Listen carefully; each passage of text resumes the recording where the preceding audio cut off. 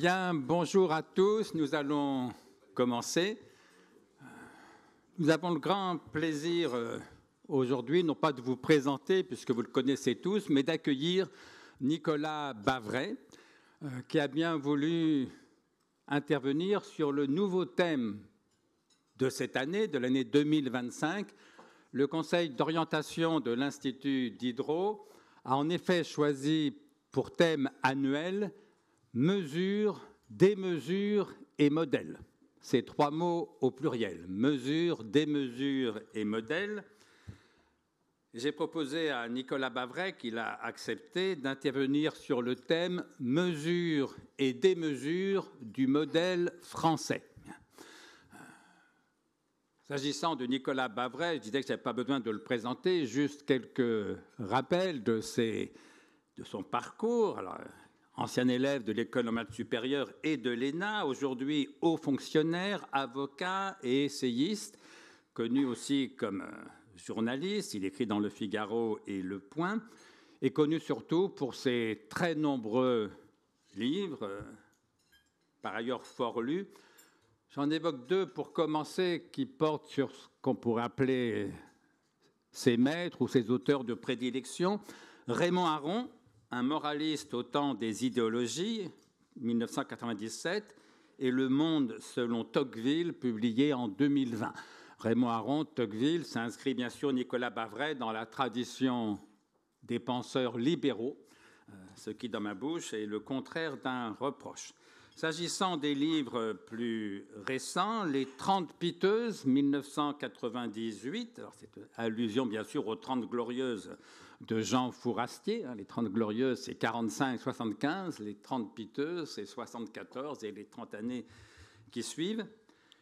Et puis, en 2003, La France qui tombe, un constat clinique du déclin français. C'est le livre qui a introduit Nicolas Bavray. Alors, à tort ou à raison, il nous le dira peut-être dans ce qu'on appelle les déclinistes. En 2023, aux éditions de l'Observatoire, Démocratie contre empires autoritaires. Et enfin, tout récemment, cette année, ce sursaut, sous-titré « La France qui tombe 20 ans après », que nous avons le plaisir de vous offrir.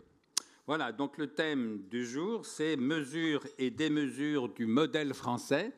Nicolas, merci encore d'avoir accepté notre invitation. La parole est à vous pour 45 minutes. Merci beaucoup, merci pour votre invitation. Merci pour le choix de ce thème. Quand on parle de modèle, en fait, il y a deux acceptions du terme. Si on l'applique, j'allais dire, à l'histoire, à l'économie et à la société. D'abord, c'est un ensemble d'institutions ou de règles qui permet à un moment donné à une société de se développer. Et la question qui se pose à ce moment-là, c'est de savoir si ce modèle est ou non soutenable. Et puis la deuxième acception du terme, qui a aussi été utilisée, c'est l'idée d'un modèle comme de quelque chose dont on peut s'inspirer ou qui est une espèce de norme à laquelle se comparer. Et si vous regardez dans l'histoire, j'allais dire, des dernières décennies, on a souvent parlé, d'ailleurs depuis les années 1970, il y a eu plusieurs modèles avec Jean-Jacques Servan-Schreiber. Il y a eu le modèle américain, il y a eu le modèle japonais, il y a eu le modèle allemand. Et cette acception-là, nous allons voir qu'à mon avis, elle est assez dangereuse parce que je crois que chaque pays, chaque nation, chaque société doit trouver un moyen original de répondre à ces difficultés. Et aujourd'hui, si vous voulez, la situation de la France, si on utilise ce terme de modèle, elle est assez claire, c'est-à-dire que le modèle économique et social français est insoutenable et que la France dans l'Europe est aujourd'hui, pour le coup, un contre-modèle et l'exemple de ce qu'il ne faut pas faire dans le monde du XXIe siècle. Pourquoi est-ce qu'on utilise cette notion de modèle également? Parce que l'histoire n'est pas linéaire, elle stagne et puis elle accélère. Et On peut parler de modèle ou d'esprit-principe. C'est ce que faisait, par exemple, Chateaubriand.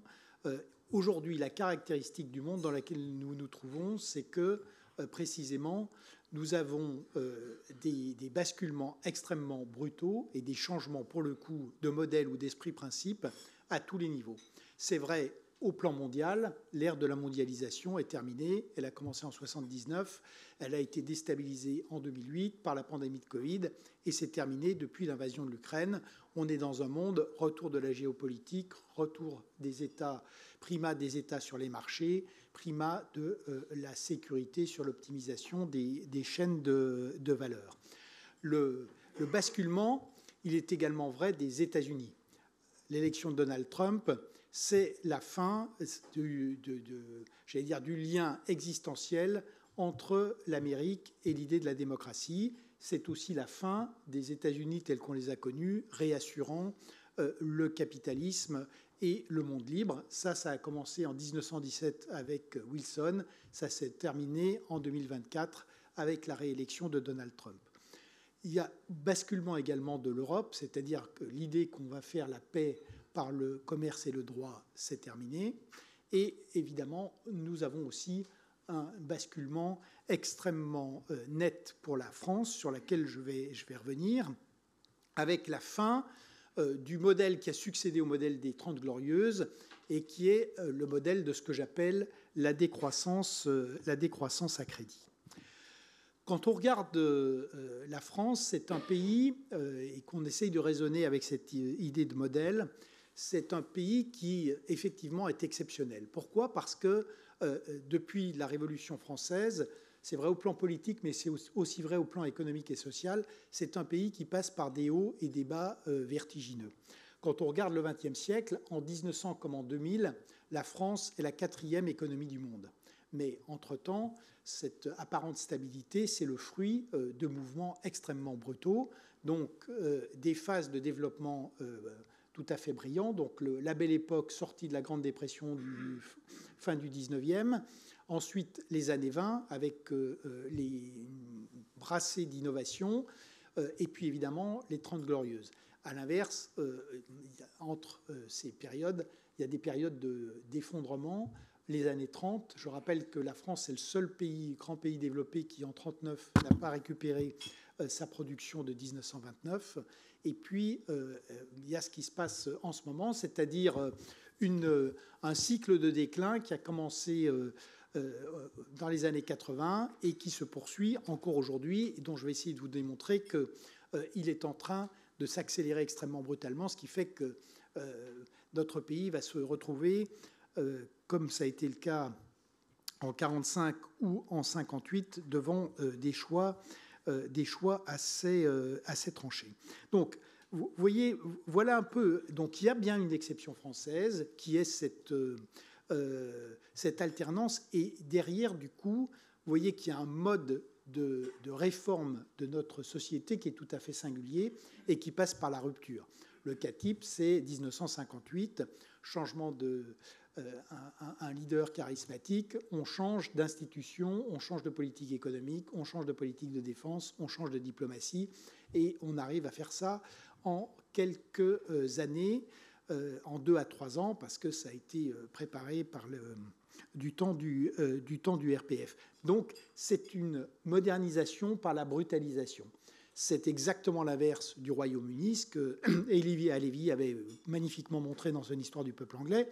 C'est-à-dire que le génie des Britanniques, c'est une société qui reste aristocratique, qui est une société plus inégalitaire que la nôtre, mais où la réforme chemine par la société civile. C'est pour ça que Marx avait raison, on aurait dû avoir une révolution marxiste dans l'Angleterre du 19e compte tenu du degré de misère et de violence sociale. Ça ne se fait pas parce que les Britanniques ont su intégrer et désarmer la violence en faisant un certain nombre de réformes. Ensuite, dans la vie des pays, il y a toujours des contre-exemples. Si vous prenez Thatcher, c'est une modernisation pour le coup à la française, avec un changement extrêmement brutal. Donc, c'est De Gaulle qui disait que la France ne fait des réformes qu'à l'occasion des révolutions. Et c'est vrai que c'est cette question qui se pose aujourd'hui à notre pays, qui se retrouve un peu devant une heure de vérité. Donc, ce que je voudrais vous montrer aujourd'hui, c'est 4 choses. Premièrement, l'emballement de la crise française. Deuxièmement, le fait que c'est bien une question, ce n'est pas un problème conjoncturel, c'est bien un problème de modèle et d'un modèle qui est devenu insoutenable. Troisièmement, le fait qu'on est à l'heure des choix. Et le dernier point, c'est que, de fait, notre pays relève aujourd'hui d'une thérapie de choc, mais que cette thérapie de choc, en réalité, est tout à fait possible, et que le grand paradoxe, c'est d'avoir mis notre pays dans une situation pareille alors qu'il dispose d'atouts qui restent considérables, mais qu'on a systématiquement gâchés. Donc, emballement de la crise française, c'est le premier point. Donc aujourd'hui, je vous ai rappelé que la France était la 4e économie du monde encore en 2000. Elle est aujourd'hui au 7e rang. Elle est au 26e rang mondial par le PIB par habitant, donc la richesse par tête, alors qu'elle était au 10e rang en 1980. Quand on regarde un peu au-delà de la surface des statistiques annuelles ou trimestrielles de croissance ou de chômage qui n'ont pas grand-chose, mais quand on regarde un peu les éléments vraiment structurels. Donc, qu'est-ce que c'est que les éléments structurels d'un pays? C'est ce qui fait le modèle, hein, c'est la démographie, l'équilibre un peu macroéconomique, la richesse de la population, et puis le pilotage par les pouvoirs publics. Et on est fondé aujourd'hui à s'inquiéter sérieusement sur tous ces plans. Donc la démographie a longtemps été un point fort de la France. Aujourd'hui, ça n'est plus le cas. Vous avez vu qu'en 2024, donc, la France n'a enregistré que 663 000 naissances. C'est le point le plus bas depuis 1919 en termes de fécondité, 1,62 enfants par femme. Et donc nous sommes en train de rejoindre la moyenne européenne qui est autour de 1,5, avec des pays qui sont très bas comme l'Italie ou l'Espagne autour de 1,2. Ça, c'est donc le taux de renouvellement, il est autour de 2,1. Et ça veut dire accélération du vieillissement. Ça veut dire que la population aujourd'hui n'augmente plus que par l'immigration, puisque le sol naturel est à 17 000. Ça pèse évidemment à terme, notamment sur la possibilité d'équilibrer la protection sociale. Sur la macroéconomie, on est vraiment l'inverse des années 60. Les années 60, c'est la plus belle décennie de toute l'histoire économique de la France. Donc une croissance qui est la plus forte des pays développés en dehors du Japon, une croissance de l'ordre de 6% par an, une situation de plein emploi, un excédent extérieur, des finances publiques qui ont été remises à l'équilibre et qui permettent le remboursement complet de la dette extérieure. Et grosso modo, la France arrive sous Georges Pompidou avec une dette publique de 10% du PIB. Aujourd'hui, c'est exactement l'inverse. Et surtout, ce qui est très important à cette époque, on a des gains de productivité de 4,5% par an. Le tableau aujourd'hui, croissance, si on prend quand même les dernières années, depuis 2019, 0,4% par an. Et c'est le maximum de ce qu'on pourra faire cette année. La productivité, elle a baissé depuis 2019 de plus de 6%. Ça, c'est un point qui est très inquiétant. Le chômage remonte vers 8,5%. La France n'est jamais revenue. La dernière fois que le chômage était à 7%, c'était en 1977. Déficit, vous l'avez vu, 6,1% du PIB et une dette de 113,7% du PIB et un déficit extérieur qui va tourner autour de 100 milliards d'euros, une position extérieure nette du pays qui est maintenant négative autour de 900 milliards d'euros. Donc ça c'est vraiment un cercle infernal qui vous montre que macroéconomiquement, la France est vraiment en train de s'effondrer. Et elle s'effondre parce que l'appareil de production est extrêmement affaiblie.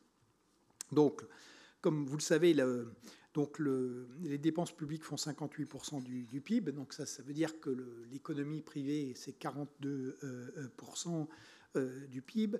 Les deux filières d'excellence qui restent, le luxe et l'aéronautique, sont prospères, mais dans des situations tendues. Il y a vraiment des facteurs assez spectaculaires qui montrent le décrochage. Production automobile, c'est le niveau de 1962. Production de logement, c'est le niveau de 1952. Donc, c'est assez incroyable de voir à quel point on a laissé s'effondrer des pans entiers de notre économie. Et si on prend par exemple l'agriculture, vous savez que normalement, c'était là encore un de nos points forts. On est maintenant revenu le 5e exportateur et nous sommes devancés par l'Allemagne et par les Pays-Bas sur les exportations agricoles, ce qui est quand même, notamment pour les Pays-Bas, une aberration. Donc un appareil de production qui est sinistré et notamment une désindustrialisation très forte, puisque l'industrie ne représente plus que 9% de la valeur ajoutée. Ça nous donne clairement la paupérisation. Et si vous voulez, les discussions sur le pouvoir d'achat sont surréalistes, parce que dans un pays qui n'a plus de croissance et qui a des gains de productivité, une baisse de la productivité, par définition, vous n'avez rien à distribuer comme pouvoir d'achat. Donc on l'a fait uniquement par de la dette publique. Et la caractéristique, je vais y revenir, c'est que maintenant, c'est terminé. Le fait de distribuer des revenus fictifs par la dette, ça va devenir compliqué. Et derrière, on a une crise de ce qui était un peu le réassureur du système, une crise de l'État, avec donc des dépenses, une perte de contrôle complète des finances publiques qu'on a vue lors des 2 dernières années. Et par ailleurs, pour 58% du PIB, des services de base qui ne sont plus assurés, l'éducation, la santé, la police, la justice. Aujourd'hui, ce sont autant de fonctions très importantes qui montrent des performances extrêmement dégradées. Pour l'éducation, je rappelle qu'on est 26e au classement PISA et dernier pour les mathématiques dans le classement PISA. Donc, voilà pour vous montrer quand même qu'il y a un déni quand même assez stupéfiant sur l'état réel de notre pays et qui est une vraie difficulté. Donc aujourd'hui, les choses sont claires. La France est vraiment l'homme malade d'une Europe qui est très vulnérable. Donc sur l'Europe, je sais que vous allez en parler dans la suite de vos travaux.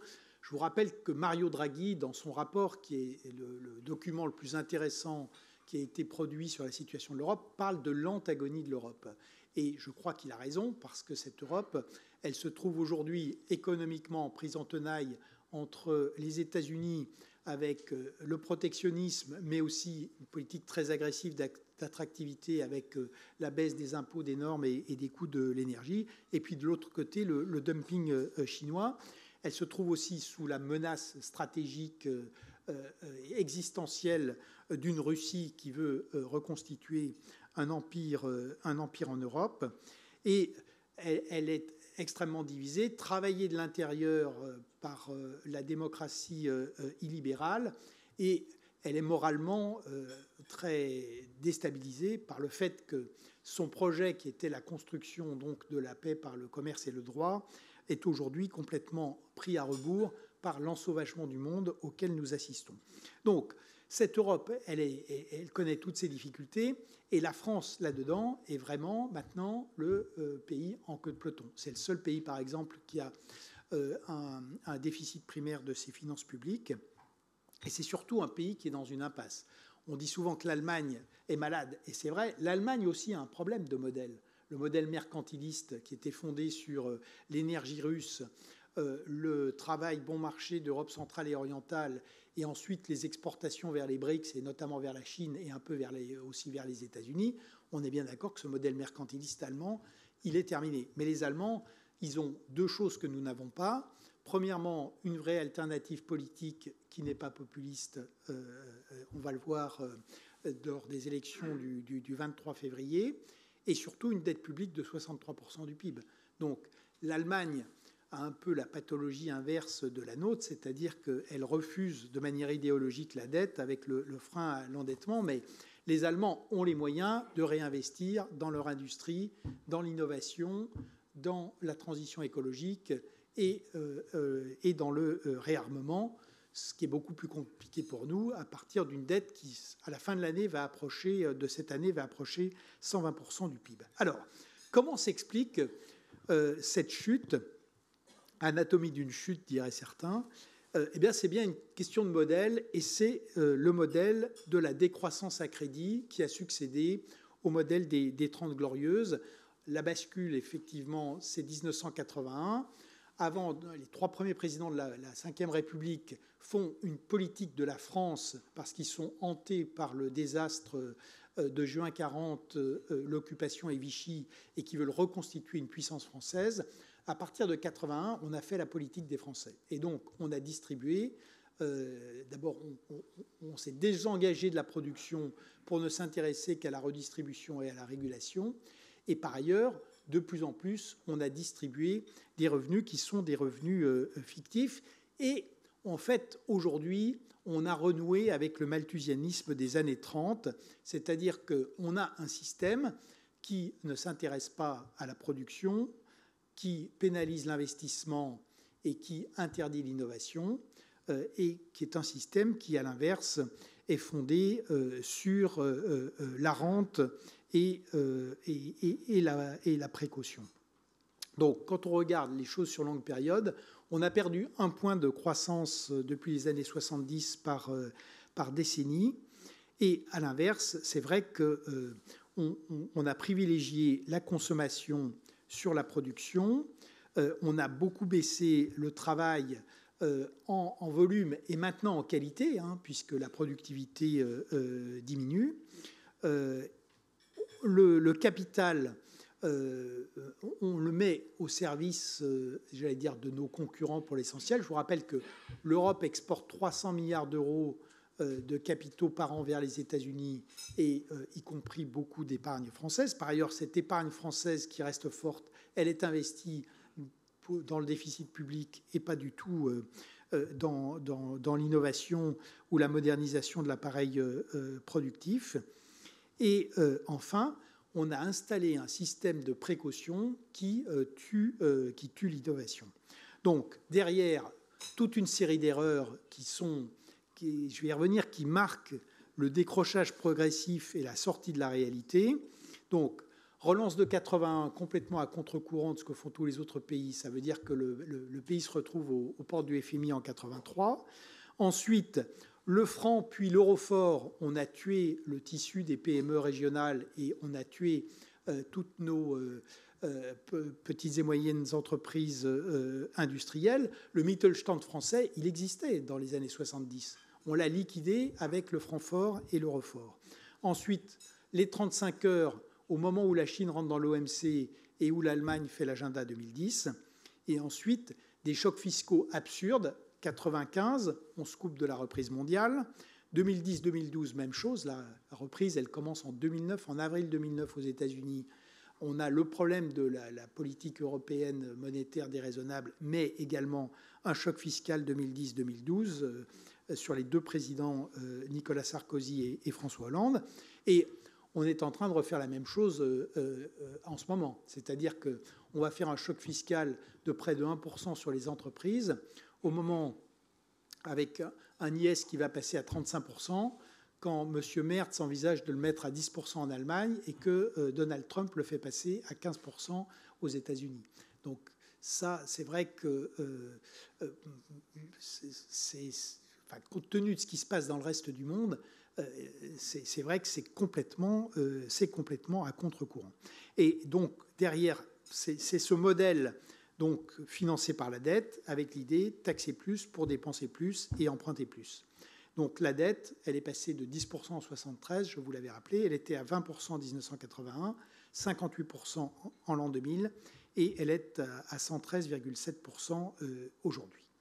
Donc ce modèle nous a coupé de ce qui se passait dans le monde. Vous voyez qu'on est dans un monde de choc, contrairement à ce qui avait été Donc il y a eu cette grande illusion après la chute de l'Union soviétique que les guerres, les crises et les révolutions appartenaient au passé. Évidemment, ça n'est pas le cas.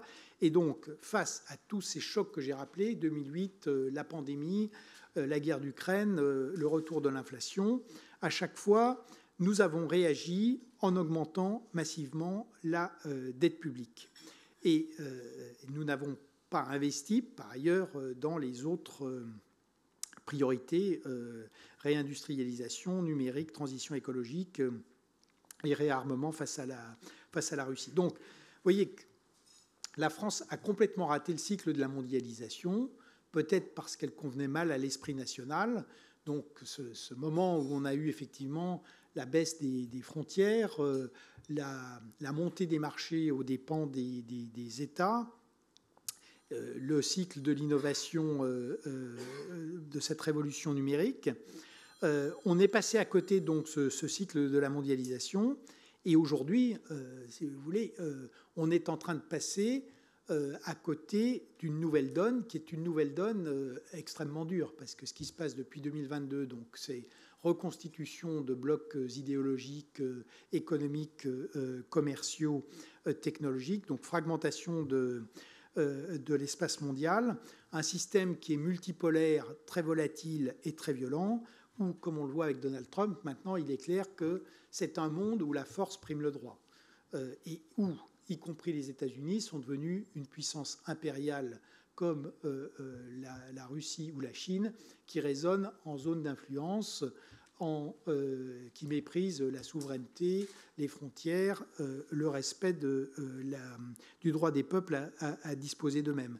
Donc, dans ce nouveau monde, il est clair qu'il faut vraiment s'adapter vite, et que pour l'Europe et pour la France en Europe, s'il n'y a pas une adaptation accélérée, ça sera la marginalisation. Et si vous lisez Mario Draghi, il dit exactement ça. Il dit pour l'Europe, mais Draghi est aussi un patriote italien. Sous son rapport sur l'Europe, c'est aussi, j'allais dire, la feuille de route idéale pour l'Italie. Et en réalité, c'est la feuille de route idéale pour un pays comme le nôtre. Donc, voilà où nous en sommes. Et vous voyez que c'est finalement Emmanuel Macron aura été l'homme qui aura fait exploser le modèle français par sa légèreté et son inconséquence. Il a hérité d'un système qui était très fragile, et il l'a poussé vraiment aux limites. 1 000 milliards de dettes en plus, qui ont été par ailleurs dilapidées, parce qu'on n'a pas du tout traité les pathologies françaises avec. Je vais y revenir.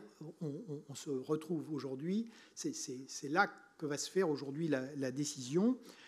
Des institutions de la Ve République ramenées à la Quatrième République. Je rappelle que la durée moyenne d'un gouvernement de la Quatrième, c'est 7 mois. On a eu 4 premiers ministres en 2024.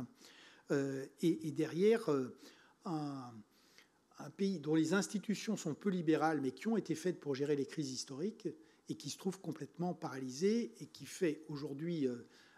qui ne fonctionne que pour acheter un peu de temps, mais avec le budget pour 2025, pour ça être très intéressant. On peut dire que c'est peut-être l'habileté politique suprême que d'avoir réussi dans ces conditions, sans doute, mais ça devrait finalement se passer, et donc le gouvernement devrait réussir à faire passer sans chuter et le projet de loi de finances et le PLFSS, mais en fait au prix d'un budget qui va accélérer et qui, selon moi, je vais essayer de vous le démontrer, va apporter le coup de grâce. Bon, pourquoi? C'est le troisième point. On est aujourd'hui à une heure de vérité, parce que la crise financière, en fait, elle a démarré. Alors, ce n'est pas une crise quand on regarde ce qui s'est passé récemment, quand on explique qu'il n'y a pas de risque, que les États ne font pas faillite, qu'il n'y a pas de crise financière dans la zone euro. Bon, tout ça est évidemment totalement faux. Les États font faillite depuis extrêmement longtemps. C'est d'ailleurs une des origines de la Révolution française. Quand on prend un pays comme l'Argentine, il a enchaîné les défauts et jusqu'à conduire une expérience de politique économique extrême avec M. Milei. Et quant à la zone euro, on a eu les crises de la Grèce, de l'Italie, et puis récemment, il y a eu la crise du Royaume-Uni qui n'en est pas sorti. Alors il y a deux modèles. Il y a le modèle extrêmement brutal, ça a été la Grèce 2009, où le Royaume-Uni, avec Liz Truss, dont le gouvernement a sauté en 2 semaines. Et puis, il y a le modèle, là encore, pour reprendre la phase de Draghi, il y a la lente agonie ou l'étranglement. Ça a été le cas de l'Italie et c'est aujourd'hui le cas de notre pays. Donc, là où je pense que ce modèle va vraiment éclater maintenant à terme rapproché, c'est parce que la dette n'est plus soutenable. Elle n'est plus soutenable d'un point de vue budgétaire parce que la charge va passer en fait à plus de 80 milliards dès 2027, donc ce sera de très loin le premier budget de l'État. Elle va représenter 3 à 4% du PIB à partir de la fin de la décennie. Elle n'est plus soutenable d'un point de vue surtout économique. Pourquoi ? Parce qu'il y a peu de lois dans l'économie, mais il y en a une, c'est que le moment où la dette n'est plus soutenable, c'est le moment où les taux d'intérêt sont supérieurs à la croissance nominale, donc croissance plus inflation. En 2025, la croissance française sera autour de 0,4 dans le meilleur des cas, l'inflation à 1,6, ça fait 2%. Le Trésor qui, effectivement, arrive à placer la dette française dans des conditions assez remarquables en dépit de tout ce que je vous ai montré, s'est félicité d'avoir fait une émission à 3,2% au lieu de 3,5% en début d'année. Mais vous voyez que 3,2%, ça reste beaucoup plus que 2%. Et donc, à partir du moment où les taux d'intérêt sont presque 2 fois supérieurs à la croissance nominale et où les choses ne vont pas s'arranger sur la croissance, la divergence, elle est là et elle est explosive. Ensuite, il y a les conséquences. Si vous regardez le secteur financier, nous sommes ici chez un assureur, donc les banques, les assurances, alors évidemment, le CAC 40, quand on est coté, on le sent beaucoup plus, mais vous avez dû voir que donc la bourse française a été massacrée en 2024. Donc c'est la seule des grandes bourses qui affiche une performance négative, alors que Milan a progressé de 12%, le DAX de 22% et le Nasdaq de 30%, le S&P de 25%. Donc il faut voir que les conséquences sont vraiment déjà là. Et puis, il y a le problème politique qui est qu'il n'y a plus aucune marge de manœuvre derrière. Donc, voilà pourquoi je crois que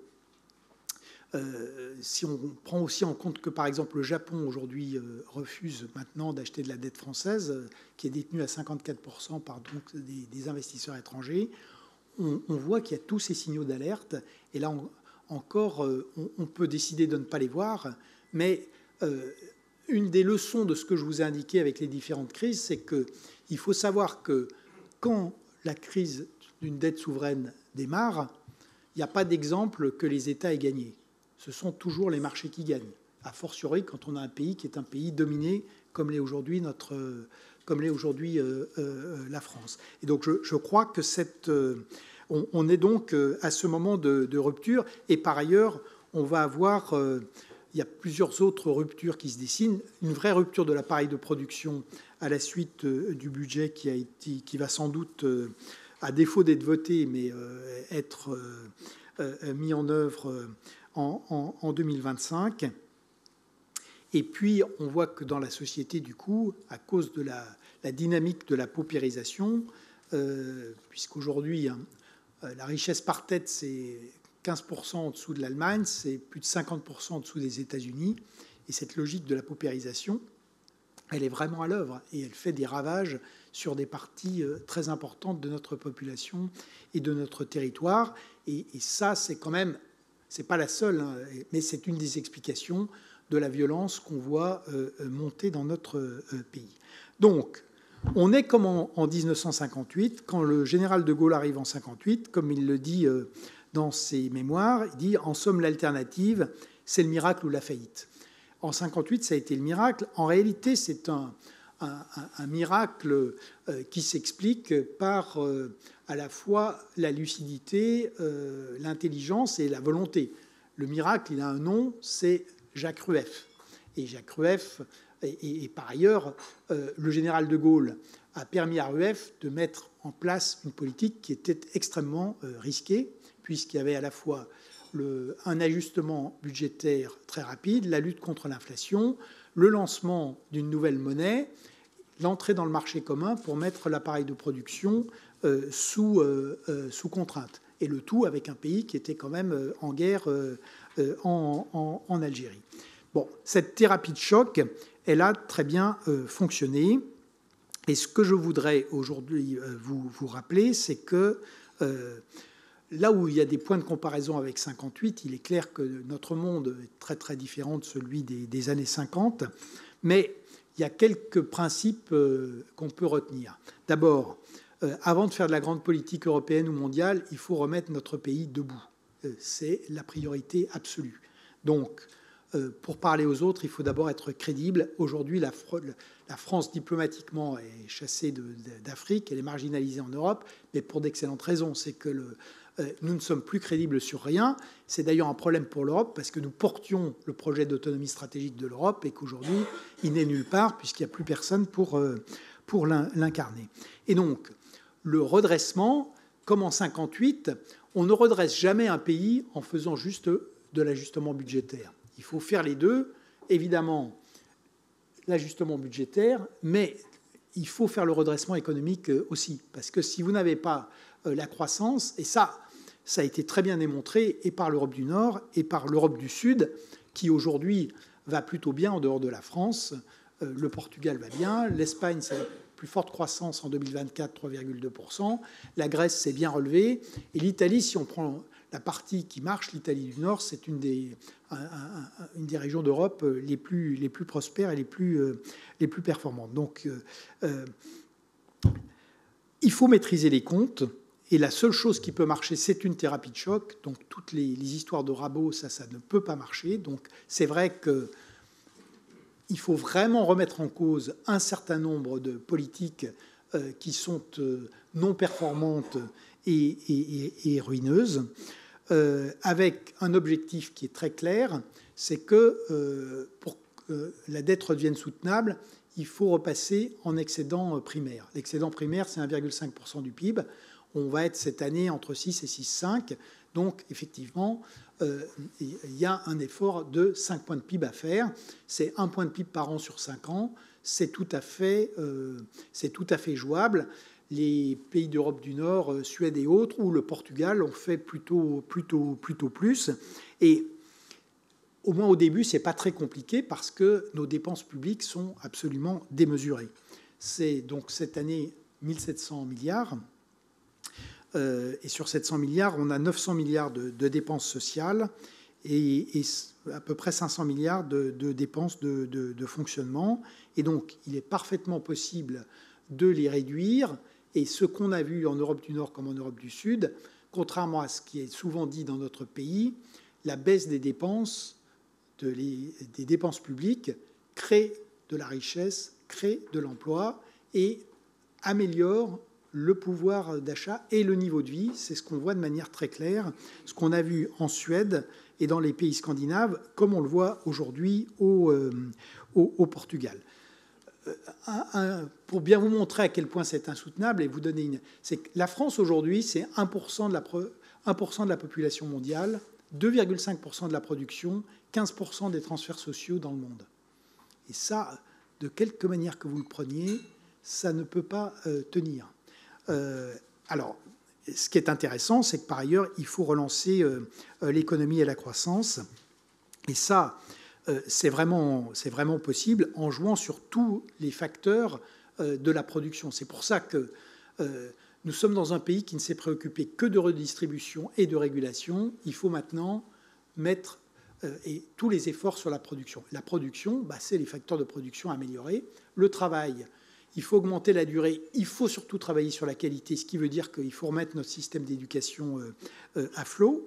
Le capital, il faut arrêter de le mettre à disposition de nos concurrents. Donc il faut absolument que le capital puisse aller dans les entreprises et que le CAC 40 arrête de travailler uniquement pour les retraités américains, ce qui veut dire qu'il nous faut introduire la retraite par capitalisation parce qu'elle est une garantie, une sécurité fondamentale pour les salariés et que c'est le moyen aussi de donner des fonds propres à nos entreprises.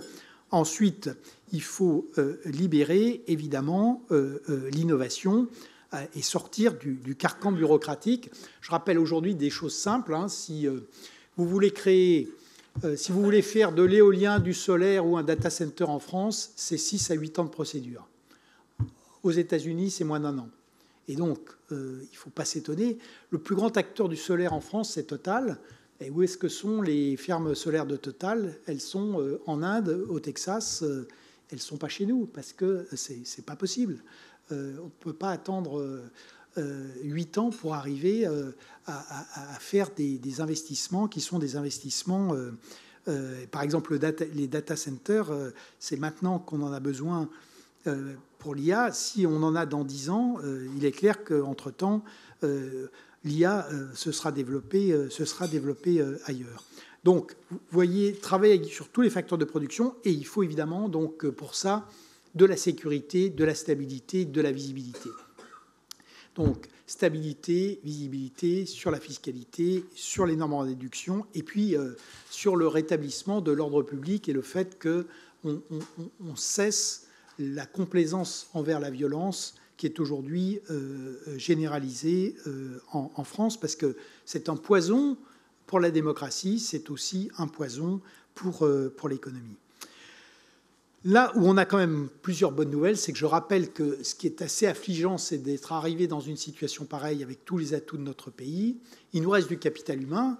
Le paradoxe de l'IA aux États-Unis, c'est que, comme vous savez, elle est développée par beaucoup d'ingénieurs français, indiens, européens, asiatiques, plus que vraiment américains. Donc, nous avons des cerveaux, des talents, des entrepreneurs. Nous avons de l'épargne. 19%, le taux d'épargne a bondi à 19% du revenu des ménages. Nous avons normalement une énergie décarbonée abondante, le nucléaire, que malheureusement on a saccagé, mais on est en train de le redévelopper, ce qui montre d'ailleurs, puisque l'an dernier on a exporté 89 TWh, que quand on arrête d'être uniquement stupide, on a des résultats, et même des résultats assez rapides. Nous avons des infrastructures, nous avons le CAC 40, Euronext, patrimoine, culture, mode de vie. En un mot, nous avons un pays de cocagne, on peut tout faire en France. Nous ne sommes pas hyper spécialisés, mais on peut faire de l'agriculture, de l'industrie, du service, de la finance, de l'immobilier, du tourisme. On a méthodiquement saccagé tous ces secteurs. Mais là encore, on peut tout à fait... Et le grand privilège de pays développés comme les nôtres, c'est qu'il y a tellement de capital immatériel que quand on décide de repartir, en fait, on peut repartir assez vite. Les autres nouvelles à prendre en compte, c'est que dans cette Europe qui souffre, il y a des zones qui, en tout cas, ont montré qu'on pouvait s'améliorer. Quand on regarde l'Europe du Nord, c'est sans doute l'endroit du monde où on concilie le mieux la compétitivité, la solidarité, l'innovation, la transition écologique et le réarmement face à la Russie. Avec des pays qui sont d'ailleurs aussi beaucoup plus sérieux que les nôtres sur le plan militaire. Donc ça montre que, et sans du tout saccager les protections sociales, bien au contraire, mais qu'on peut arriver à s'adapter à ce monde du XXIe siècle en Europe. J'ai rappelé les progrès de l'Europe du Sud. L'Irlande est un autre exemple. Donc on voit que c'est tout à fait possible, y compris en Europe. Mais il y a un certain nombre de conditions. Premièrement, sortir du déni, faire la vérité sur notre pays, faire la vérité sur le monde du XXe siècle, le monde réel. Et effectivement, c'est un monde qui s'est considérablement durci depuis 2022. Accepter le fait qu'au point où on en est, il n'y a qu'une thérapie de choc qui peut fonctionner dans notre pays.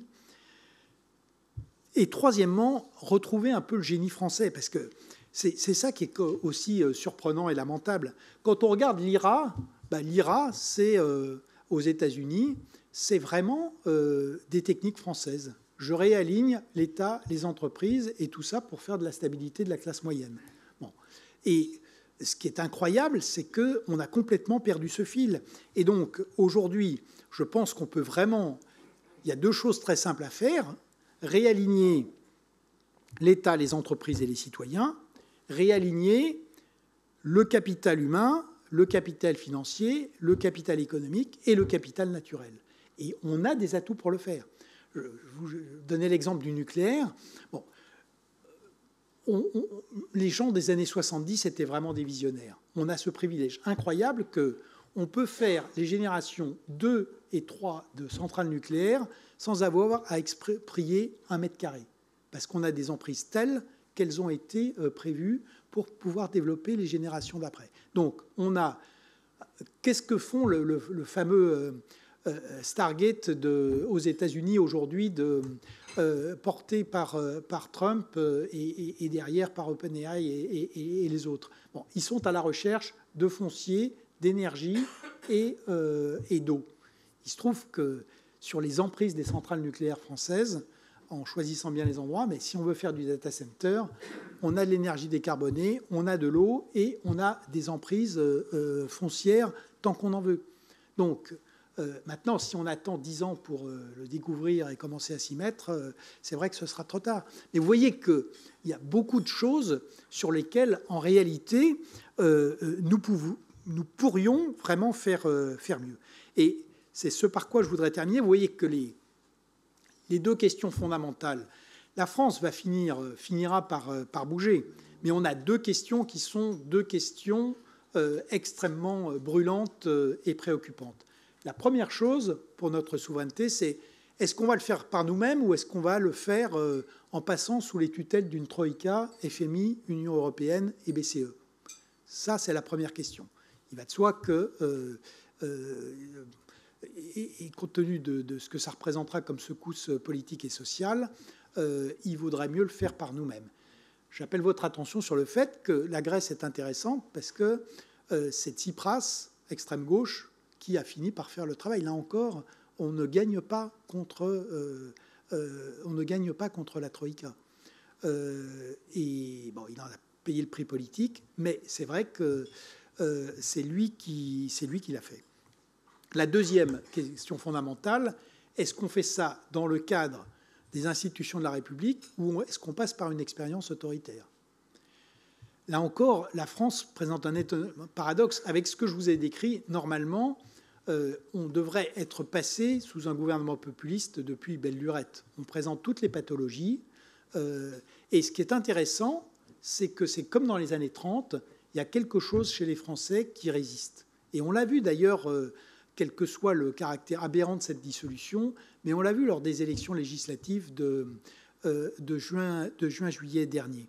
Donc, comme dans les années 30, il n'y a pas eu d'expérience autoritaire avant, évidemment, le Vichy et la débâcle. Et c'est étonnant de voir que finalement, alors que la France est bien l'homme malade du monde développé, mais pour l'instant, les Français se sont refusés à passer de l'autre côté, contrairement aux Anglais avec le Brexit, avec les États-Unis avec Trump, avec l'Italie avec la coalition des monstres, et puis maintenant Madame Meloni, ou la Hongrie de Orban. Donc, ça nous montre qu'il y a si on arrive à les mobiliser, il y a des ressources, il y a de l'énergie dans ce pays, et une énergie qui peut être mise au service de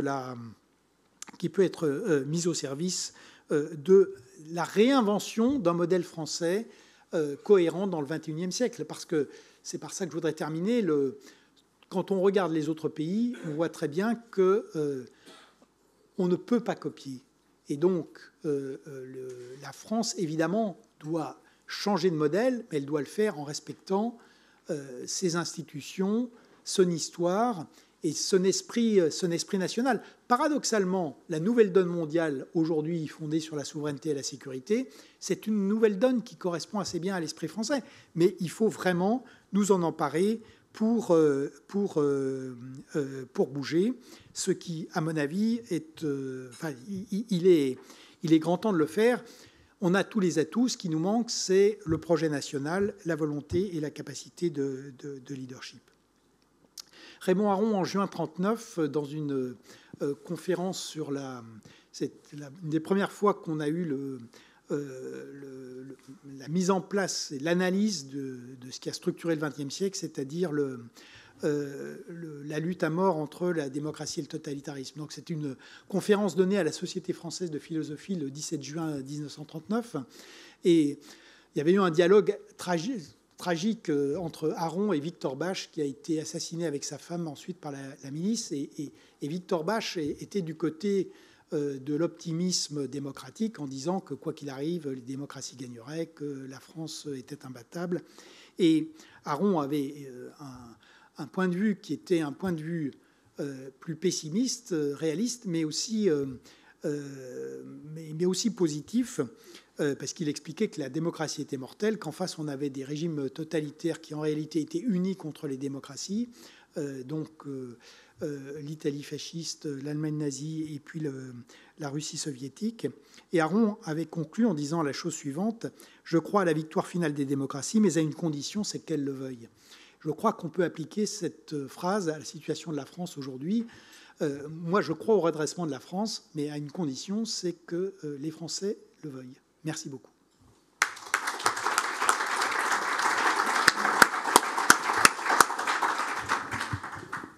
Bien, un grand merci à Nicolas Bavray pour ce propos très riche, très clair, très précis, on va dire à la fois inquiétant et stimulant. La parole va être à vous. Donc, je rappelle la règle. Nos propos sont diffusés en direct sur Internet, seront transcrits. Et donc, il importe que chacun, au début de sa prise de parole, commence par se présenter. Son nom, éventuellement sa fonction.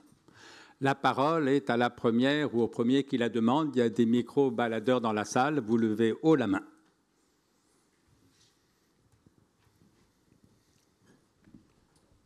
Bonjour, merci beaucoup. Guillaume Falguière, je travaille chez Peugeot Invest. Merci beaucoup pour cet exposé. Moi, j'avais deux questions pour vous. La première, c'est comment est-ce qu'on arrive à convaincre les Français? Parce que j'entends la résistance par rapport au vote autoritaire, mais quand on regarde les votes précédents, on voit quand même qu'il y a une montée des extrêmes qui tiennent un discours qui n'est pas du tout aligné avec celui que vous avez tenu, c'est-à-dire qui pensent qu'on peut continuer dans le déclin, enfin continuer comme ça et continuer les dépenses, continuer à s'entêter dans notre modèle qui ne fonctionne pas. Donc comment est-ce qu'on convainc les Français qu'en fait du sang et des larmes, ça va être mieux pour eux à long terme et pour les générations futures? Et puis la deuxième question que j'avais pour vous, qui est peut-être plus provocatrice, c'est on dit toujours il y a plein de dépenses à couper, plein de dépenses à réduire, mais en fait moi je trouve qu'on a toujours du mal à quelles dépenses il faut, parce que dès qu'on touche à une dépense, il y a 12 questions qui viennent avec. Donc concrètement, quelles dépenses on peut facilement réduire aujourd'hui sans créer beaucoup de badwill, entre guillemets, pour certaines personnes? Merci beaucoup. Alors, deux questions effectivement compliquées. Comment est-ce qu'on convainc les Français? Vous avez absolument raison, c'est-à-dire que tous les pays qui se sont réformés ou modernisés, de manière démocratique, ça passe par un projet de redressement qui soit validé par les citoyens et qui ensuite soit mis en œuvre. Ce que je trouve intéressant aujourd'hui dans la situation des Français, c'est que c'est vrai qu'on a cette poussée du populisme et en même temps, on s'aperçoit qu'il y a des pôles de résistance importants. Bon, j'ai rappelé normalement après le premier tour des dernières élections, le RN doit arriver logiquement au gouvernement, et c'est pas ce qui s'est passé, comme vous l'avez vu. Donc que ce soit bien, enfin, on peut discuter de la méthode, mais en tout cas, les Français ont voté tout à fait clairement. Moi, je vois des signaux qui sont quand même importants, y compris d'ailleurs avec ce qui s'est passé autour de ce budget. Parce que quand on regarde l'évolution du PS aujourd'hui, elle est très claire. C'est parce que, et c'est vrai aussi du RN, tous les députés aujourd'hui ont eu des pressions, pas des entreprises, mais des citoyens français pour dire que le chaos, l'instabilité, c'est vrai que c'est le pari d'une partie de ces forces populistes, mais que ce n'est pas du tout le choix des Français aujourd'hui. Et que l'inquiétude face à l'évolution du pays, elle est tout à fait réelle. La deuxième chose qui est intéressante, c'est qu'on dit que les Français ne comprennent rien à l'économie. Moi, j'en suis pas certain du tout. Quand on voit l'augmentation, alors c'est pas bon pour la macroéconomie, mais c'est parfaitement rationnel. Quand on voit l'augmentation du taux d'épargne à 19% à la suite du choc fiscal qui est programmé par le budget, les Français, contrairement à leurs dirigeants, ils savent très bien que les déficits et la dette, c'est de l'impôt différé. Et donc, ils épargnent parce que c'est la seule réaction logique. Et donc, je crois qu'il y a dans ce pays, en fait, une vraie volonté, d'abord que les Français ne sont pas prêts à disparaître et à continuer à se déclasser et à voir leur pays continuer à se déclasser. Je crois qu'il y a un vrai problème. Il y a un vrai problème d'offre politique, c'est-à-dire qu'aujourd'hui, le vote extrémiste, il est d'abord la marque du fait que les pseudo-partis de gouvernement ont arrêté de présenter des projets qui soient crédibles et que le jour où ce sera le cas et où ils accepteront de parler des problèmes réels et de proposer des solutions effectives, et le jour où les Français commenceront à y croire, ce sera possible. Ça nous ramène à votre autre question, parce que une des absurdités, c'est que, là encore, ni les entreprises, ni les chefs d'entreprise, ni la partie plutôt aisée de la population ne sont des mauvais patriotes ou des gens purement mesquins. Donc, si on augmentait aujourd'hui les impôts pour baisser les dépenses et reprendre le contrôle des dépenses publiques, je pense qu'on pourrait trouver des formes d'accord. Ce qu'on fait aujourd'hui, c'est tout à fait différent. On va faire un choc fiscal qui va être dévastateur pour la croissance et qui ne va servir à rien, puisqu'on va continuer à faire plus de dépenses et plus de dettes. Donc on va continuer à dégrader le système au lieu de l'améliorer. Et c'est pour ça que là, il y a de bons motifs pour le contester. La manière de baisser les dépenses, il faut faire, je vous dis, l'exact inverse. Le rabot, c'est la rustine sur un pneu crevé. Donc vous mettez la rustine d'un côté et ça gicle encore plus et plus violemment de l'autre. Il faut vraiment réfléchir à la reconfiguration des dépenses de l'État, travailler sur le niveau, mais aussi sur la nature, parce que par ailleurs, il y a des endroits où il faut réinvestir, notamment dans la sécurité et la dépense. Donc, il y a plusieurs réflexions de fond à avoir. D'abord, il faut avoir des réflexions en termes de structure de politique et d'efficacité. J'en donnerai deux exemples. Comment est-ce qu'on peut mettre 40 milliards dans le logement pour avoir ramené la construction au niveau de 1952.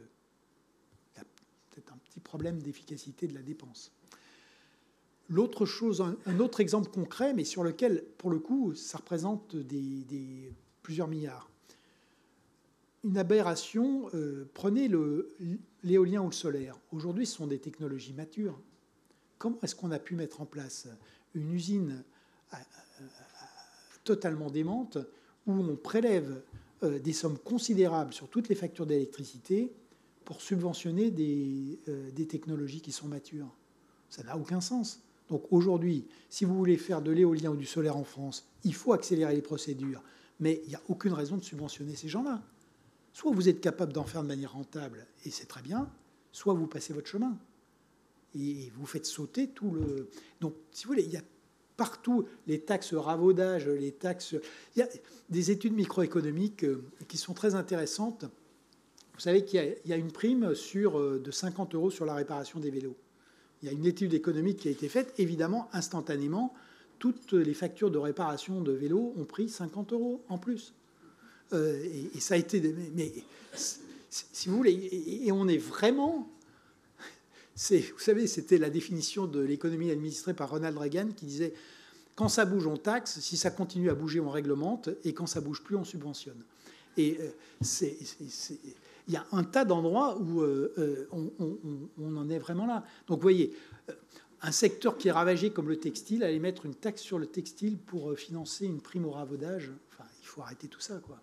Et c'est une manière aussi de rendre de l'argent aux Français. Donc, vous voyez, il faut raisonner en termes de structure. Et puis, il y a un grand raisonnement à avoir qui est sur la décentralisation. Et cette fois-ci, je pense que éducation et santé, il faut vraiment passer. Mais arrêter la décentralisation où on fait semblant de passer les compétences aux collectivités alors que l'État continue à le faire. Donc, pour l'énergie, pour beaucoup de choses, on voit qu'on a une administration de l'État qui continue à s'occuper du secteur, on a une autorité de régulation qui a été créée, et puis on a des collectivités qui sont théoriquement... Enfin, ça ne peut pas continuer comme ça. Et donc, il y a un gros travail de décentralisation, mais effective à faire. Donc, voilà. Et en faisant ça, je pense qu'on peut... c'est ce qu'on a vu, hein, on peut baisser les dépenses publiques et améliorer surtout la qualité des services. Parce que la santé, c'est un cas d'école. Ça coûte de plus en plus cher. Les performances du système de santé sont vraiment dégradées. Il y a des secteurs sinistrés, il y a la psychiatrie. Il y a un indicateur, je ne comprends pas, personne ne s'en empare. Sur la mortalité infantile, on est au double de l'Allemagne et des pays scandinaves. C'est scandaleux. Et on ne traite pas ces problèmes-là. Et vous voyez, les pays scandinaves, ils ont reconfiguré leur système de santé avec, d'un côté, une médecine de proximité qui fonctionne bien, des hôpitaux généraux et puis quelques hôpitaux spécialisés. Et on connaît là encore les recettes, mais on n'en fait rien. Donc voilà, et je pense qu'en travaillant sur la structure, en tout cas, c'est la seule manière de s'y prendre. Et contrairement à ce que beaucoup de gens prétendent, si on fait ce travail, on améliorera fortement la performance des services publics, parce que c'est bien ça le but. Qui a le micro?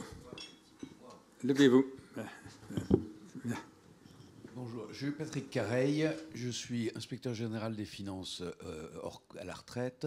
J'ai été pendant une période de ma vie fiscaliste au ministère des Finances où j'étais directeur de la législation fiscale, puis j'étais 18 ans banquier. Je suis complètement d'accord avec votre constat.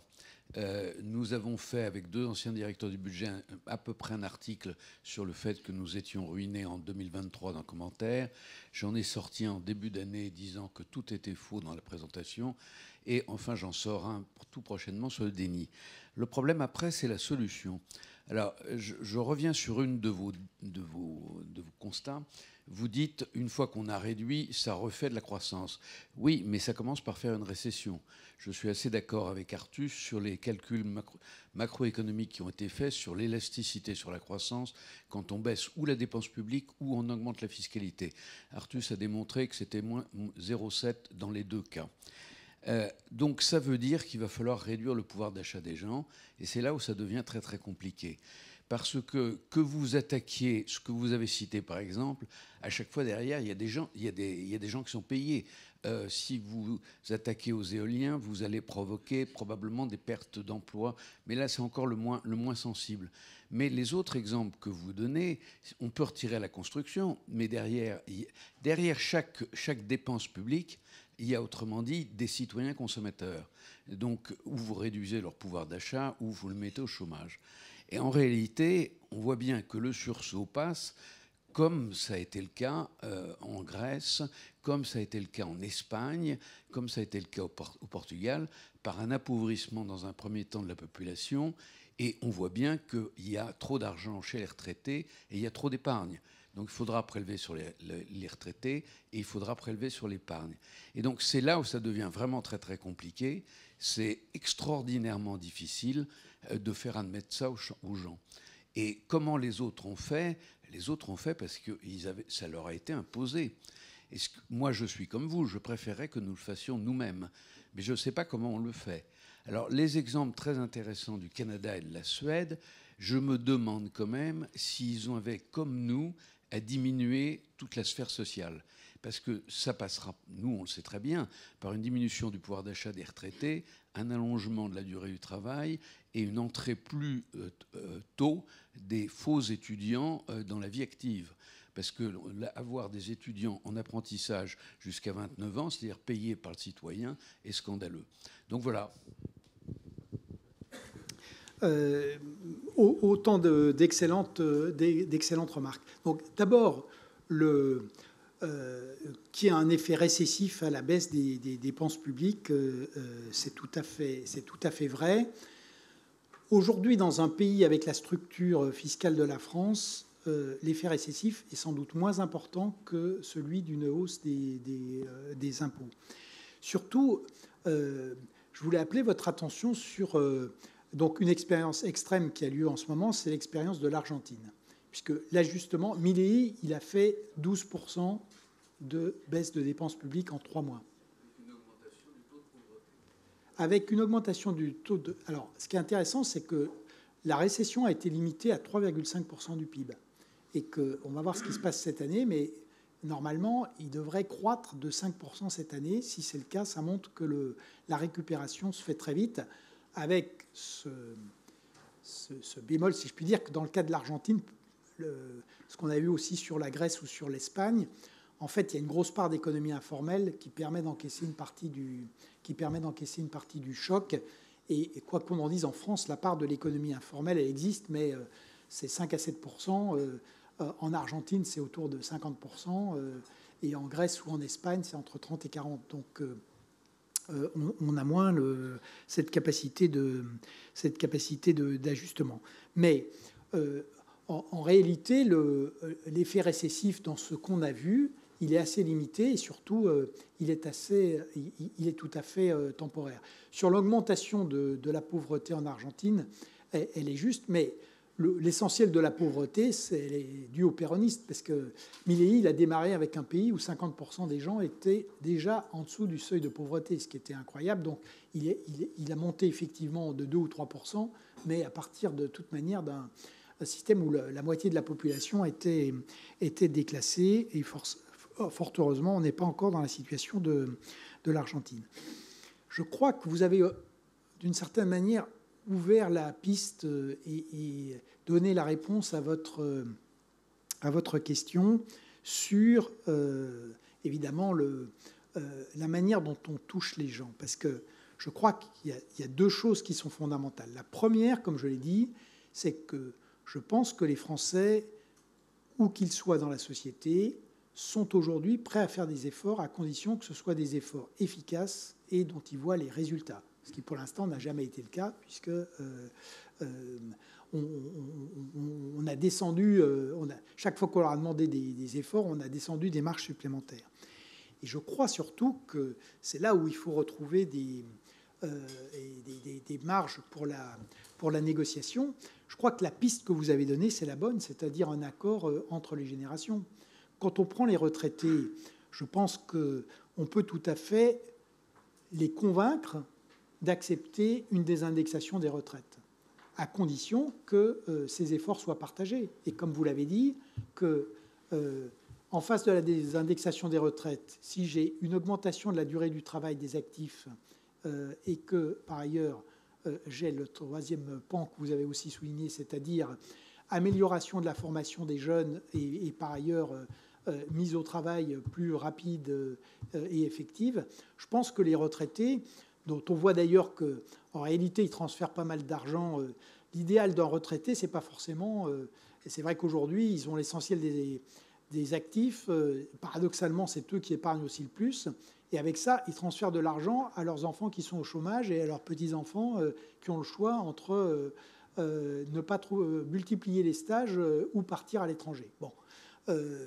Il y a une manière d'essayer d'avoir un contrat social qui soit peut-être un peu plus intelligent. Et je pense que si on fait cette pédagogie, les Français ne sont pas que égoïstes et mesquins. Donc c'est vrai que c'est toujours compliqué. Et notamment, j'ai insisté, il y a une partie de la population qui est vraiment paupérisée. Et c'est évidemment pas sur elle qu'il faut faire porter l'effort principal. Mais je pense qu'on peut trouver ce genre de compromis sociaux. C'est d'ailleurs ce qu'ont fait les pays d'Europe du Nord. Et là, si on fait ça, on peut retrouver une capacité, parce qu'on ne fait bouger les pays qu'en rassemblant, en mobilisant les citoyens. Mais la politique aujourd'hui, elle est complètement catégorielle. Regardez ce qui s'est passé. Le parti de droite, LR, normalement, théoriquement, en fonction qui doit être le parti plutôt de la rationalité économique et de la préservation des finances publiques, qui s'est engagé comme principal résultat d'avoir empêché la désindexation des pensions de retraite. Alors que c'est évidemment quelque chose qu'on sera obligé de faire. Et vous voyez, si on est dans le catégoriel pur, évidemment, il n'y a pas de solution.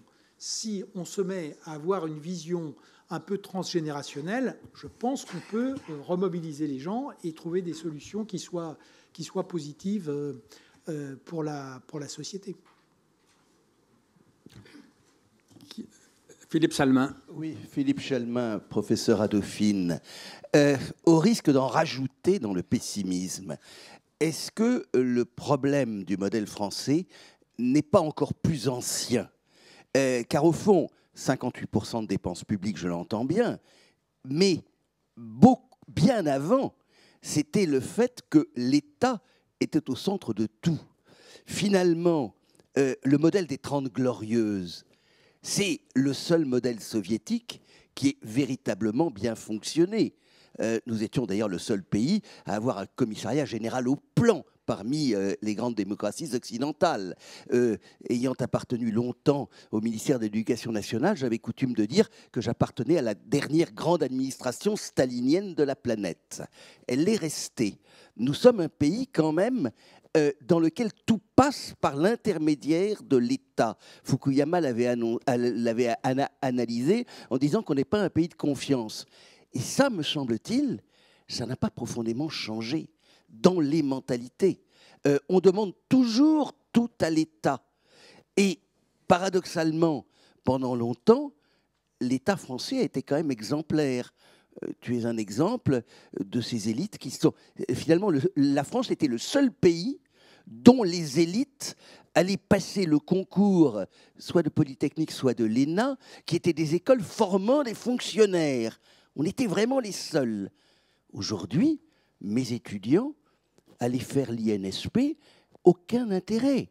Et on sent véritablement aujourd'hui une désaffection de cette haute fonction publique qui était quand même, au-delà des politiques, la garante d'une certaine éthique. Alors si on change le modèle, le drame, c'est que la relation du français à l'État, elle reste toujours aussi importante. Et j'aurais presque tendance à dire que là, je serais encore plus pessimiste que Nicolas Bavrez. Alors, une réponse qui d'ailleurs m'amènera à reprendre aussi un des points soulevés par Patrick Careil. Le génie de De Gaulle, c'est d'avoir fait croire à la France et aux Français qu'il figurait parmi les vainqueurs de la Seconde Guerre mondiale. Mais c'est un mensonge historique, mais c'est un mensonge historique qui a été pour le coup extrêmement positif et qui a permis de reconstruire ce pays. Il y a un autre grand paradoxe, c'est que le général de Gaulle, en 1958, a fait croire que l'État s'occupait de tout. En réalité, ce n'est pas vrai. Si vous voulez, une des explications de mai 68, c'est que cette décennie miraculeuse, ça a été la plus grande période de politique de l'offre, mais une vraie politique de l'offre, pas la fausse, là où on continue en réalité à mettre l'argent sur les salaires et pas du tout sur l'investissement. L'investissement, c'est 25% du PIB dans les années 60. Et l'autre partie, c'est le marché commun. C'est d'ailleurs une des explications de mai 68, parce que c'est vrai que pour le coup, le déplacement du partage de la valeur ajoutée en faveur du capital au début des années 60, il est spectaculaire.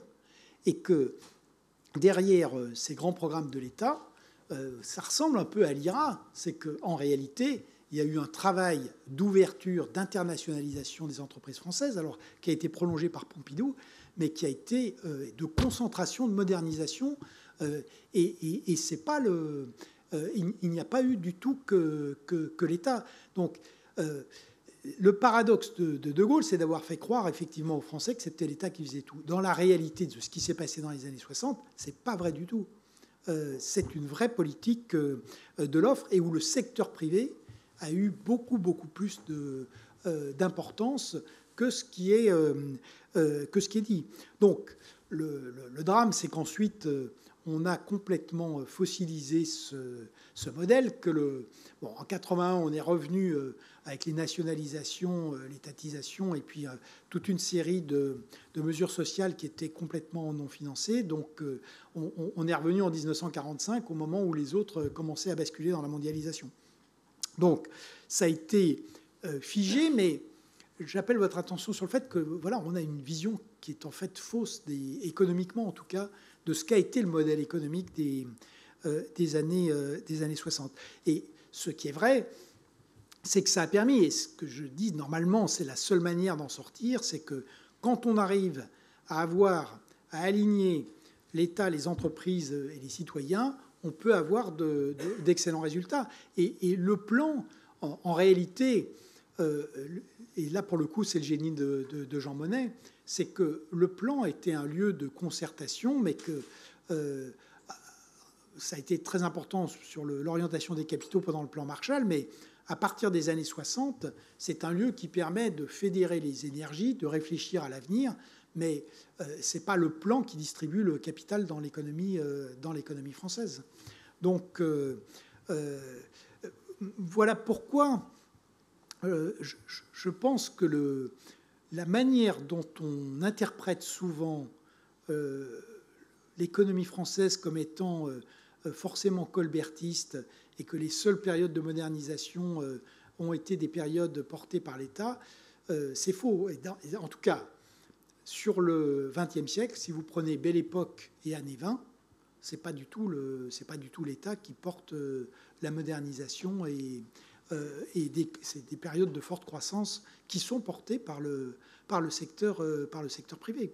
Donc c'est pour ça que c'est plus modéré, et il ne faut pas croire que l'économie française n'a jamais vécu que par et pour l'État. C'est une vision qui me semble fausse. Et simplement sur le fait que je sois un exemple, alors là, je suis un exemple d'échec parfait, puisque j'ai travaillé à la Cour des comptes, j'ai vu que ça ne servait pas à grand-chose, donc je me suis dit que j'allais démissionner et que c'est à partir, en étant extérieur à l'État, qu'on arriverait peut-être à faire bouger les choses.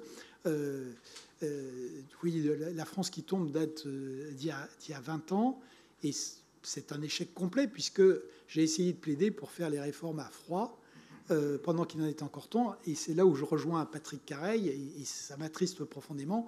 Je pense que compte tenu de ce qui est devenu aujourd'hui la classe politique française, malheureusement, je pense que les choses ne bougeront que quand la contrainte financière sera vraiment présente, et sous une contrainte très forte. Je pense que ce sera comme en 83, c'est-à-dire qu'on s'arrêtera sans doute avant de passer sous FMI, Union européenne et BCE, mais ce qui se passe aujourd'hui avec le budget montre qu'il n'y aura pas de ressaisissement de la classe politique française avant que, non seulement parce qu'on est déjà dans le mur de la dette, mais avant qu'on se fracasse vraiment dessus. Et donc, c'est pour dire que, vous voyez, loin d'être exemplaire, je suis un autre des exemples d'échec du pays et de notre beau pays à se moderniser. Cher monsieur. Oui, bonjour, Michel Cotet, je dirige une société de garantie et vous allez voir où je vais en venir. Donc je vais être assez simpliste, donc vous dites qu'il faut de l'investissement, hein, n'est-ce pas? Donc l'État ne peut pas investir, il est endetté. Les étrangers, bien sûr, investissent en France et au contraire, nous. Donc je me dis quand même, la clé, elle doit être chez les Français, puisque le taux d'épargne, vous dites, est très important, qu'il est constitué essentiellement d'épargne un peu étatisée, hein, ou réglementée. Et donc, en fait, et comme les Français sont averses au risque, hein, n'est-ce pas? Donc il faut trouver peut-être quelque chose qui ressemble à une espèce de garantie. Le PGE a été une réussite, mais c'était un prêt. Donc est-ce qu'il ne faudrait pas inventer une espèce de garantie de l'État sur l'investissement pour que les Français passent de placeurs en assurance vie en business angel et que la veuve de Carpentras décide d'investir dans les entreprises françaises? Et sans jeu de mots, comme l'entreprise n'a pas la cote, comment on fait pour réapproprier, que les Français se réapproprient l'entreprise? Merci. Pour moi, en fait, on a, comme je vous le disais, la solution, c'est vraiment les fonds de pension, parce que c'est la manière de motiver les Français pour épargner et que cette épargne aille vers l'entreprise. Le grand paradoxe, c'est que c'est possible pour les fonctionnaires avec l'après-fonds, c'est possible pour les professions libérales avec la loi Madelin, c'est interdit pour le reste des salariés. C'est complètement idiot. Et donc, c'est vraiment la manière, parce que compte tenu de ce que représente la retraite, ce qui est d'ailleurs sans doute là aussi un peu démesuré, mais dans l'imaginaire français, c'est à partir de là que, je vous dis, l'idée de faire travailler le CAC 40 uniquement pour les retraités américains, c'est quand même une idée, sachant qu'ils sont quand même beaucoup plus riches que les nôtres déjà, c'est quand même une idée un peu bizarre, mais c'est vraiment ça, et les outils existent. Et ensuite, l'autre outil qui avait très bien marché, parce que là encore, on peut s'inspirer de ce qui a été fait par le passé, c'était Monori. Et donc, là encore, on peut créer des produits d'épargne qui permettent aux Français, y compris avec des formules mutualisées, d'accéder à des poches d'investissement à haut risque type private equity, mais à condition d'avoir des produits qui soient des produits qui mutualisent ce genre de les différentes classes d'actifs. Techniquement, ça pose aucun problème, comme vous le savez. Ce qui manque juste, c'est le fait de se mettre en mouvement et de créer les outils. Mais en fait, c'est comme pour le nucléaire, quoi, comme pour l'énergie. On a tous les outils, mais on n'arrive pas à passer à l'acte. Donc, fonds de pension, et puis ensuite la mise en place de produits. Et puis, il peut y avoir effectivement des produits type Monori avec un avantage fiscal. Et l'autre chose qui est très importante et qui me ramène d'ailleurs à un point que j'ai oublié là encore de préciser pour Patrick Careil, c'est que derrière, il y a un énorme paquet de dérégulation à faire. C'est vrai qu'avec BAL 3 et Solvency 2, premièrement, on a interdit aux assureurs d'investir dans les entreprises, et puis ensuite on les a obligés à mettre des enveloppes du coup, parce que c'est complètement aberrant. Donc ces règles de Solvency 2 sont stupides. Quant à BAL 3, on a tué toutes les banques européennes pour mettre toutes les activités à haute valeur ajoutée chez les Américains. Bon, cessons d'être bêtes et bougeons-nous. Et c'est une manière, si vous voulez, de réarrimer, si vous voulez, l'autre truc, la taxonomie européenne qui explique que l'industrie de la défense, c'est comme la pornographie et les jeux d'argent, et donc c'est interdit pour les banquiers et les assureurs d'aller mettre un sou dans l'industrie de la défense dans la période que nous vivons. Les bras vous en tombent. Donc il faut qu'on sorte de tout ça. Et la déréglementation, ça coûte pas 1 euro, et ça en rapporte. Merci beaucoup pour cet exposé très inspirant. J'ai participé à une conférence en soirée lundi dernier avec Denis Oliven dans les locaux du MEDEF. Et je voulais voir comment vous positionnez par rapport à quelques idées qu'il nous a livrées. L'idée principale, c'est que les Français ne travaillent pas assez, parce qu'il y a beaucoup de jeunes qui sont hors emploi. Et ensuite, il y a l'emploi des seniors qui connaît le problème que nous connaissons. Et puis, son idée, c'est de basculer une partie du financement de l'État-providence, au sens large, en réduisant les prélèvements et les impôts sur les 2 facteurs essentiels, travail et capital, et de commencer un vrai débat de société sur les autres éléments improductifs sur lesquels pourrait être assise une partie de ces prélèvements. Et il a indiqué par exemple qu'il y a les droits de succession, en rappelant d'ailleurs le paradoxe qu'il semble que les Français les plus modestes et qui finalement ne gagnent pas à la réduction des prélèvements sur le patrimoine sont les plus attachés à la transmission, y compris du petit capital qu'ils ont accumulé dans leur vie. Voilà. Alors, le constat sur l'insuffisance du travail, il est évidemment partagé. J'insiste sur le fait qu'il faut toujours regarder les deux choses, c'est-à-dire la quantité de travail, et on est très en retard, mais aussi la qualité du travail. Et on a un vrai problème de productivité. Dans les enquêtes qui ont été faites montrent qu'il y a à peu près 50% des salariés français qui occupent un poste pour lequel ils n'ont en réalité pas vraiment les compétences pour l'occuper. Donc c'est quand même assez spectaculaire. Et donc il y a un énorme travail à faire là-dessus. Et donc je rejoins tout à fait Denis Oliven sur ce point. Là où je serais plus modéré, c'est-à-dire les jeux de bonne taux sur la fiscalité, en réalité, la France est au top sur toutes les catégories d'impôts et sur tout le niveau des taxes. Et par exemple, le débat sur le droit des successions, c'est là où il faut avoir quand même prendre les choses de manière un peu... C'est vrai qu'a priori, quand on est libéral, le fait d'avoir un impôt sur les successions qui remet en jeu génération après génération, c'est plutôt un instrument qui paraît positif pour la mobilité sociale. Modulo quand même deux choses très importantes. La première chose, c'est que... alors, le représentant de Peugeot Invest est parti, mais j'appelle votre attention sur le fait que qu'est-ce qui fait la force de l'Italie ou de l'Allemagne, et d'ailleurs même de l'Espagne, c'est le capitalisme familial. Et que le capitalisme familial, c'est quelque chose qui permet d'ancrer dans la durée et qui donne une très grande stabilité. Donc, si vous commencez à avoir des droits de succession rédhibitoires, il faut savoir que, d'ailleurs, on a fait avec la combinaison succession ISF, vous cassez complètement le capitalisme familial. Et à mon avis, c'est une des énormes erreurs qu'on a faites, puisque vous savez qu'il y a eu la machine infernale. Donc, comme les gens ne pouvaient pas payer les droits de succession, ils vendaient leur entreprise. Quand elles étaient bien, elles sont rachetées par des étrangers. Et ensuite, ils vont s'installer en Belgique, au Royaume-Uni, aujourd'hui en Italie ou en Espagne. Donc ça, c'est quand même un choix qui est, à mon avis, pas bon.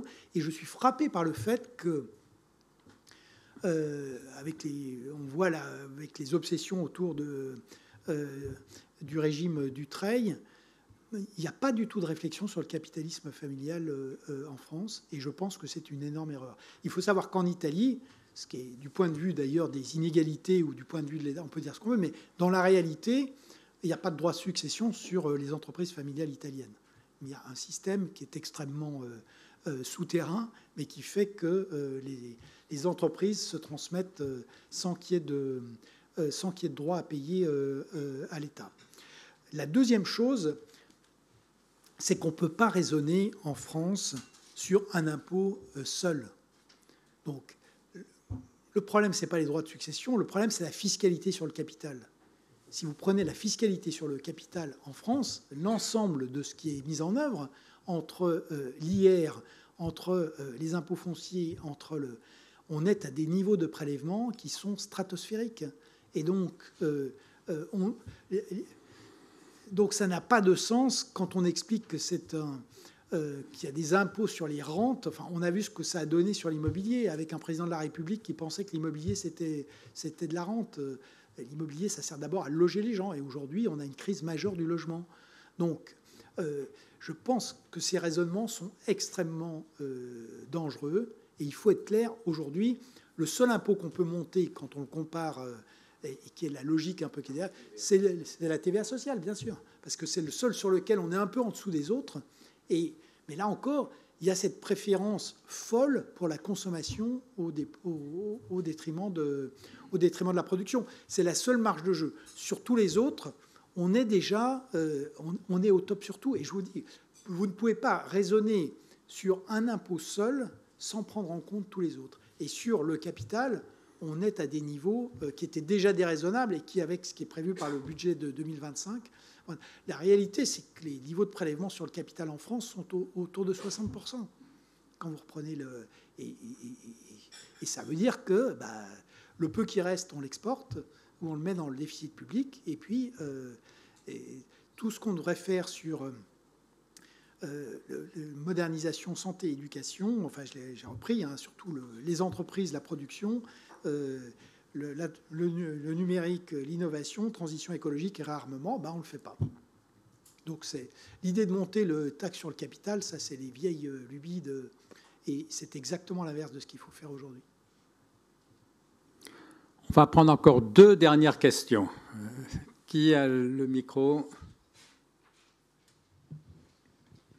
Olivier Dutheillet de la Motte, ancien conseiller d'État, avocat. D'abord, merci beaucoup pour votre analyse qui est toujours aussi pénétrante. Et je m'inscris en faux sur ce que vous avez dit sur l'échec que serait... Je pense que des intellectuels comme vous qui portent un discours fort dans toute l'intelligentsia, la nomenclatura, jouent un rôle très positif dans la société. De même, la personne qu'on a entendue il y a quelques semaines, madame là, qui... fustige les Moliniers, c'est des gens qui jouent un rôle très positif. Si vous n'étiez pas là, la situation serait peut-être encore pire, ou en tout cas l'état de conscience serait sûrement inférieur. Alors, je voudrais revenir sur la situation de l'emploi, la question de l'emploi. Il y a 2 ans, il y avait eu une forte embellie de la situation de l'emploi, puisque le taux de chômage était descendu à 7%, c'est-à-dire 2 points au-dessus du taux de chômage structurel. Et d'ailleurs, le gouvernement a communiqué en long, en large et en travers sur le plein emploi qu'on avait retrouvé, etc. Je pense que c'était dû largement à l'investissement massif d'argent public qui a été fait dans les entreprises avec l'activité partielle au moment de la crise du Covid. C'est-à-dire que les entreprises françaises sont sorties en réalité en meilleure forme de la crise qu'elles n'y étaient entrées parce que l'État a déversé, ce qui montre d'ailleurs l'efficacité, encore aujourd'hui, des politiques keynésiennes. Alors, la situation s'est beaucoup détériorée l'année dernière. Pourquoi? C'est ma première question. Est-ce que c'est juste lié à la conjoncture économique? Et ma deuxième question, vous venez de dire, ce qui me paraît un point fondamental, que la clé de la crise de l'emploi en France, c'est le taux d'activité. Le taux d'activité est beaucoup trop faible, puisque c'est le pays où on entre le plus tard dans la vie active, où on en sort le plus tôt et où on travaille le moins quand on y est. Alors, pendant longtemps, cette situation a été compensée par le taux de productivité des salariés français. Je me souviens qu'à l'époque où je faisais un cours sur l'emploi à Sciences Po, il y avait des statistiques qui montraient le taux de productivité des salariés dans les années 90 français était supérieur au taux de productivité des salariés américains. Et il y avait le fameux exemple de toutes les pauses café qui avaient été supprimées dans les entreprises. Il y a eu un effort de productivité considérable dont on a vu d'ailleurs les conséquences en termes de souffrance au travail, parce qu'il y a des gens que ça a détérioré parce qu'on les faisait tellement travailler. Voilà. Et donc, ma deuxième question, c'est qu'est-ce qui explique, vous avez dit que maintenant le taux de productivité était très mauvais, qu'est-ce qui explique cette détérioration? Merci beaucoup. Alors, la première chose sur ce qui s'est passé sur l'amélioration du marché du travail. En fait, l'amélioration du marché du travail, elle s'est faite autour de 2 choses. D'abord, des politiques qui ont été mises en place depuis maintenant plusieurs décennies, que vous connaissez bien, et qui ont été le fait d'arriver à avoir plus de création d'emplois par rapport à la croissance, et notamment en subventionnant les bas salaires. Donc ça, on a créé de l'emploi quantitatif. On a, en revanche, et ça va nous jouer pour votre deuxième question, en revanche, c'est vrai que la France est un pays aberrant où on subventionne massivement les basses qualifications et on dissuade les emplois qualifiés. Et on a la marque puisqu'on a une fuite, effectivement, sur les hautes qualifications. Mais ça a donné le fait qu'avant, grosso modo, il fallait être un peu au-dessus de 2% de croissance pour arriver à créer des emplois, et qu'on a beaucoup diminué ça, et qu'aujourd'hui, même avec une croissance de 0,5, 0,7, on crée de l'emploi. Mais c'est de l'emploi peu qualifié et financé notamment par les allègements de charges. Le deuxième effet, alors plus récent, et qui a un effet vraiment Macron et ses gouvernements, c'est l'apprentissage, sur lequel on a mobilisé des sommes extrêmement importantes. Alors, ça a un effet positif, c'est-à-dire que beaucoup de jeunes ont trouvé grâce à ça du travail, ce qui est positif, mais ça joue sur incontestablement, ces deux effets jouent sur la baisse de la productivité. Alors, post-Covid, tous les pays développés ont eu un passage à vide sur la productivité. Mais c'est vrai qu'on est les seuls à avoir fait moins 6%. Donc, les explications, dans les explications, il faut être très modeste, hein, parce qu'il y a beaucoup de papiers économiques qui ont été faits là-dessus. Et il y a, alors, point de comparaison avec les autres, le télétravail, dont on sait tous que la dimension télé est certaine, la dimension travail parfois un peu moins. Et c'est vrai que... Mais c'est compliqué en réalité, parce qu'aux États-Unis, par exemple, on a 2,5% de gains de productivité, alors qu'aux États-Unis, il y a plutôt beaucoup plus de télétravail, notamment dans les services à haute valeur ajoutée qu'en France. Et puis, il y a les effets de l'effondrement du niveau scolaire, la subvention massive des emplois peu qualifiés, et puis il y a effectivement eu un effet d'apprentissage. Alors on peut avoir l'espoir que on ne reste pas apprenti éternellement, l'apprenti il est censé apprendre, et donc ça pourrait s'améliorer. Mais voilà les explications qu'on donne à cette crise spécifiquement française. Et il y a cet aspect culturel du fait que on a un système qui subventionne massivement les bas salaires et les faibles qualifications, et qui, aujourd'hui, en termes de prélèvement, est vraiment dissuasif pour les emplois qualifiés, ce qui a eu un effet bénéfique pour le chômage, mais qui a un effet catastrophique sur la croissance potentielle. Et aujourd'hui, c'est vrai que sur la productivité, donc grosso modo, les États-Unis sont à plus 2,5 par an, donc c'est ce qui fait que la machine économique américaine est repartie. Les Chinois stagnent, et l'Europe est à zéro. Et nous, on est effectivement en baisse de la productivité, ce qui continue et qui est un énorme problème. Sur la gestion de Covid, moi, je serais plus réservé que vous sur le keynésianisme d'État. On en voit d'ailleurs aujourd'hui la trace avec les PGE. C'est-à-dire qu'en fait, on a subventionné l'emploi à mort. Mais ça veut dire que ce qu'on voit aujourd'hui avec les 66 000 faillites, on a un tas d'entreprises zombies qu'on a portées à bout de bras. Et comme vous l'avez dit, on avait dit que les PGE ne poseraient pas de problème. Évidemment, les PGE posent des problèmes. Et dans les choses qui vont se passer en 2025-2026, en fait, on a un mur de la dette des entreprises sur les PGE. Donc on va avoir une grosse casse sur... alors, soit l'État décide de les maintenir encore pendant 2 ans, mais ça sera donc le PGE dont on avait dit que c'était une réussite absolue, quand on le regarde aujourd'hui, c'est beaucoup moins certain. Donc il ne fait pas de doute qu'à partir du moment où on confinait, évidemment qu'il fallait qu'il y ait une mobilisation, mais on a dépensé beaucoup plus d'argent que les autres, et il y en a une partie sans doute qu'on a dépensée de manière assez inefficace. Et on a ce problème pratique de la sortie des PGE aujourd'hui. Alors donc la dernière question, qui a le micro? Ah, il n'y a plus de micro. Alors j'en pose une qui vous permettra de conclure, Nicolas. Vous avez dit c'est la fin de la mondialisation. La mondialisation est terminée. Alors la mondialisation heureuse, pacifique, ça je comprends bien, mais enfin les marchés demeurent mondiaux. Est-ce qu'on peut dire comme ça simplement que la mondialisation est terminée? Et si on peut le dire, qu'est-ce que ça veut dire exactement?